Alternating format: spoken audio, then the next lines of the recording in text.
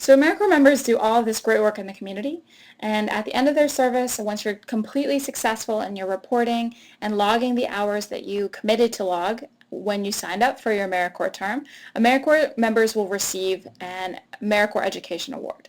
And so Bonner AmeriCorps offers three types of awards: a minimum time, which is a one-year term, 1 year minus 1 day, of 300 hours, and upon successful completion, members will receive $1,132 to go towards undergraduate school loans or eligible graduate tuition.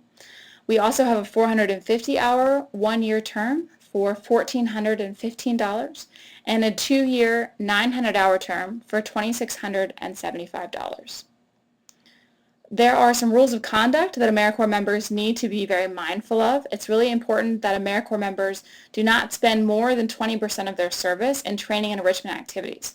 So 80% of your time will be spent doing direct service, whereas you can also count 20% of the time that you spend in training and enrichment to help make sure that you are better volunteers, to help learn additional professional development. You can count those hours as well as part of those 20% to help better what you do as a volunteer in the community.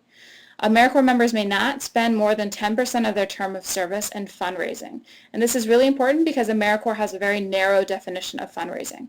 Fundraising, even if you're setting up chairs at a Relay for Life or an event whose outcome is fundraising, that is also considered fundraising. So please be mindful of that definition.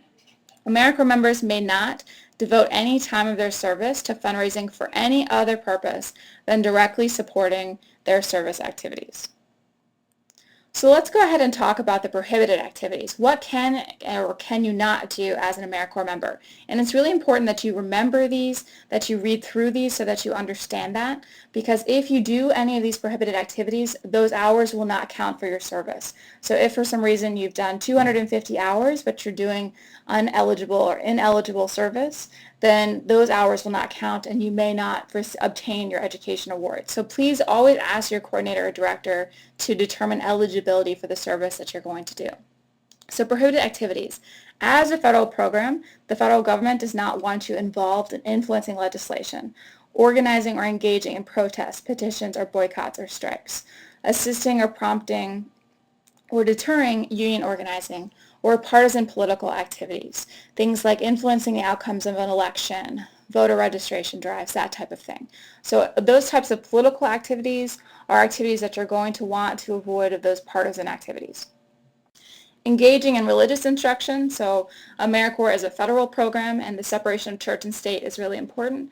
So you will not be allowed to engage in religious activity and you'll really need to keep that separation of church and state within your service hours. Additionally, religious proselytization, providing a direct benefit for a for-profit entity. Americorps is meant to benefit the nonprofit organizations. So that's something to be really mindful. You'll always need to ask yourself, is this organization a nonprofit? Going back to the political distinctions, making sure that you're not engaging in voter registration drives, providing abortion services or referrals, and other activities as determined by the corporation. So things like you're not going to want to do purely administrative work. Americorps is a domestic program, so you can't do anything internationally focused necessarily. So make sure that you go through the entire list of prohibited activities and that you're really aware of what you can and cannot do.